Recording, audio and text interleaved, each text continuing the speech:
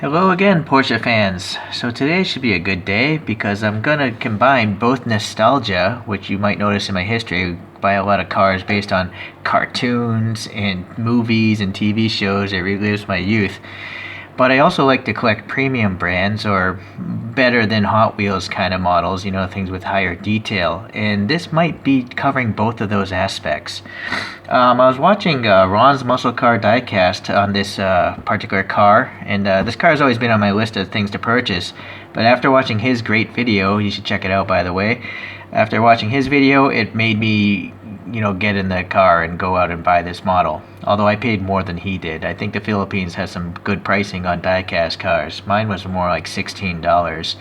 But, I think, well, we'll see after the review if it's worth $16. Okay, so I did some research, try to do some different research than Ron did. And with the power of the internet, I can almost even sound intelligent. Almost. So this is the Para64 brand, of course, and it's the RUF CTR. That font's a little confusing. And the CTR is an abbreviation for Group C Turbo RUF, or RUF. I'm not German. I'm just gonna butcher this name, RUF. Anyways, I want to say RUF. I don't know why. I'm American, so I just want to say RUF. So I'm gonna just do that. Sorry. I think it is RUF though. But anyways, it stands for Group C Turbo RUF. Okay, and I did a little history on the company itself. The company actually is recognized by Germany as a manufacturer. They take a lot of bodies in white from Porsche, and then they build them up with their own parts, and they get their own VIN numbers and serial numbers. So they are real vehicles, not like a customizer. And in fact, they're making a redo of this car that's all carbon fiber and obviously more insane than this one. So they're doing like a retro styled version of this car because it's part of their history. And you can look at this magazine. This is what I remember. Back in the 80s, I had a bunch of car magazine subscriptions. Road and Track, Motor Trend, Automobile. Auto Week was my favorite, of course, because it came out every week. Car and Driver. I also had motorcycle magazines. Every now and then I got a hot rod magazine. And so anyways, I remember the cover of this thing, and I remember being a younger gentleman, I'm like, wow, that's cool. And by the way, it would be nice if some manufacturer went and made the AMG Hammer. That's another cool car that needs to be made if it doesn't exist. I forgot all about the Isdera Imperator. That would be cool to have. You can see a little bit of it right there. And then I believe this might be the roots of Koenigsegg. I could be wrong though. Okay, but anyways, the 959 is awesome. I don't have that in 164. Kyosha makes one. I will have to get one. And when I was a kid, I saw one of these at a dealership, which is weird because I don't think it was officially imported to America. But also I saw a priest driving around in one of these Testarossas. So it was a strange youth I had. I got to see supercars. And yeah, they're very memorable for me as a teenager or even a preteen. I don't even know how old I was back then. Okay, carrying on.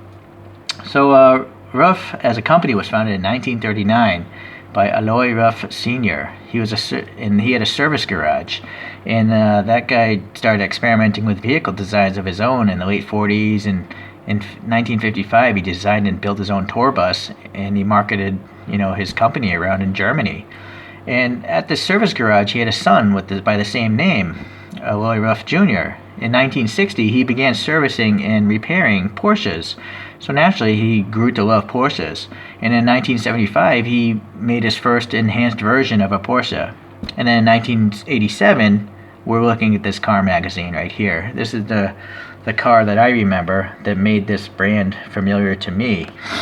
Okay, and so 29 of these vehicles were built from scratch, and then the other 30 or so were conversions from owners already having Porsches. RUF went ahead and converted them. So there weren't too many of these around. Back then, excuse me, in 1987, the pricing was $142,000, which is around $330,000 in today's money. Okay, so why this car is first called Yellowbird is Road and Track magazine gave it that nickname because they thought it was a really interesting contrast against the overcast day, overcast. So they nicknamed it the Yellowbird, and that's how I remember it, because I read this article way back then. Okay, so what else here? So what made this car $142,000? Well, first it was based off of a Carrera 3.2 and not the 930. And the reason why they did that is the Carrera 3.2 had a lower drag coefficient and it weighed less than the 930. So, you know, Alloy RUF understands power to weight ratio, so he wanted to have the lightest car to begin with. Beyond that, a lot of the panels were converted over to aluminum, and that saved 200 kilograms. So that's like taking out 2 grown men out of the weight of a vehicle. Also, there was a roll cage installed, upgraded suspension, 13-inch Brembo brake system, and then these wheels are 17-inch speed lines. The bumpers, were modified, of course.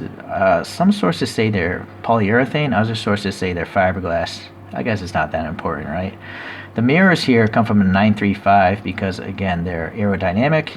And as Ron mentioned in his video, they shaved off the rain gutters here for aerodynamic purposes, and then they seam welded the thing together to help the strength beyond that the roll cage added. So there's a lot of modifications going on. The engine itself was bored out to be 3.4 liters, up from 3.2, and it would make between 460 to 490 horsepower depending on the day of the dyno readings. So pretty powerful, and that's what got it up to 211 miles per hour, and it beat out all those other cars you see in this Road and Track cover as far as top speed goes. Only the 959 could beat it 0 to 60 because the 959 was an all-wheel drive car where everything else was rear-wheel drive. But when it came to flat-out top speed, this car was it. It wasn't until the McLaren F1 came along that it lost its title as the fastest production car in the world. So that's pretty interesting. You know, I never knew any of that. All I know is that the McLaren F1 is awesome. It's my favorite car ever. But this was its predecessor as far as record-breaking speed goes. So, always learning through diecast, guys. If anyone's giving you a hard time, just say, hey, these things are educational. That's why you have to collect them, right? Okay, anyways, so let's get into the review here. Now, I do have to give a caveat. I went to a retail shop, and I looked at 3 models. So this is the best of those 3 models. Okay? So I might mention the things I've noticed on the other ones. So hold on here. I'm getting this packaging out of the way. There's really not much to see here. Right. And Ron, I'm not sure what racetrack that is. I'm not sure if that's at Nürburgring. Hopefully someone recognizes racetracks and will chime in on either of our videos.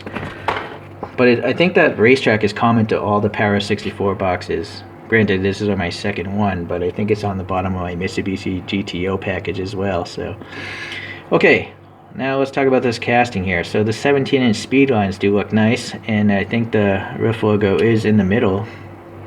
Yeah, it's maybe not particularly oriented properly. There we go. So that's pretty nice. And then the lug nuts, you know, you can definitely see those, so that's pretty cool. You know, there's no brake system in here, but I think for the price, it's acceptable. It seems to be in line. It's, you know, Anno 64 Tarmac Works would have brakes, but those models do cost more, so I'm okay with it. We do have this black paint here. Seems to be a rubber molding on the real car, and that's decently done. There's a bump here. What is that? We'll have to see if that exists on the other side. It might be part of the casting, like where the metal flowed out of the mold or something like that. The door panel cut's pretty nice. It's tight. I mean, look at my pick. You'll notice in my videos, I'm always running a pick through the panel lines, and sometimes you can see the pick almost go into it, but in this case, the tip will not come remotely close because that's a pretty thin panel gap. So that's pretty nice. We got black paint on the door handle. That's quite accurate. Very good. We have some orange here in the side marker, orange reflector there, although I don't see that on the real car, so that's just an additional thing. What I imagine is this casting is made for other 964s, and other 964s probably have a reflector there, so maybe the bumpers are separate pieces and they'll come out with other 964s or 930s or Carrera 3.2s. Okay, anyways, so going to the front, yes, this bumper is unique by the RUF brand. And this is where I noticed something on those other 2. You see this rubber molding line? It's a decal, I think. It's not perfect, right? It's not following the seam as well as it could. But the other two models I saw at the shop was worse than this. Like, the thing was just squiggly. So it's nice to see that Para64 isn't afraid to try to add such a small detail, but it's almost like they should maybe not even try to have done it at all, because it's not even visible on the real car. So the real car, let me just go back to it for a sec. There is no black molding there, right? And there's also no reflector there. So this effort to put this black molding line there is actually making the model look worse for no real reason. There's no benefit to have it because it doesn't exist on the real car. But anyway, so keep that in mind. If you do order this online or something like that, there's a good chance this decal is going to be all wavy and jacked up, because that would be really hard to apply perfectly where those panels, where the bumper meets the rest of the car. Okay, silver paint on these auxiliary lights looks pretty good. A little texture here in this inlet looks pretty good. The great looking plastic headlamps, very nice. What about the Porsche badge? Is it? Oh yeah, it's not a Porsche badge anymore, because they're their own manufacturer, right? So a RUF badge there. Casting issue there. Okay, so that could have been nicer. It's also really hard to get yellow paint on a car, a die-cast car, and actually not have a lot of black of the casting showing through, or the dark metal of the casting. So I think it's pretty good. Okay, anyways, wiper blades. It's interesting. There's ridges on the casting and then the ridges on the plastic here, I think, and they're both painted black, so they're literally carrying over the base of the wiper from the casting to the plastic windshield. So it's interesting. I don't know, what do you guys think? I don't know if I like it or not, because you can clearly see the break there. It's not 100% perfect. It's almost like it might have been better to just leave this off the casting. Okay, a little detail there, but no paint, but that's alright, that's so thin. Okay, this side, I'm pretty sure that's the fuel filler. I've never owned a Porsche. I've never driven a 911. Maybe I did as a valet once. I valeted a golf course once. Okay, let's see. The rear bumper, yeah, we got all the additional vents. Ribbing here. A nice license plate there. CTRs printed there nicely. The lights are really thick red plastic, so yeah, look at that, that's good. That is nice. You know what though, I do think this bumper is not a separate piece. Sorry, I'm trying to keep focused, but it won't. Why? Okay, so yeah, this bumper is actually part of this mold. It's not a separate piece. The front, yeah, also. So that's weird. Yeah, back to that black line. I don't know why they would have added that.